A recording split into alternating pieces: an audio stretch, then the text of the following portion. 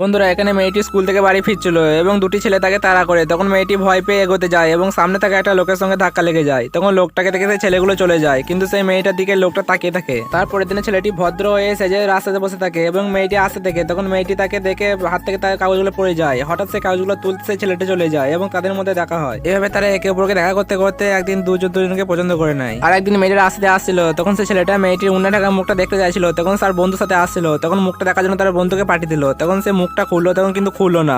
তারপরে ছেলেটি জোর করে মুখটা খুললো এবং দেখলো তার গালটা পুরা। আসলে বন্ধুরা সে এসি ঢেলে বাজে ছেলেটা পুড়িয়ে দিয়েছে। আসলে কি জানো বন্ধুরা, মেয়েটি একদিন কলেজ থেকে রাস্তাতে বাড়ি ফিরছিল। তারপরে একটা ছেলে ডেলি তাকে ডিস্টার্ব করে। তখন মেয়েটি ছেলেটাকে বলে, আমি তোমাকে পছন্দ করি না, তাও তুমি আমাকে কেন ডিস্টার্ব করো?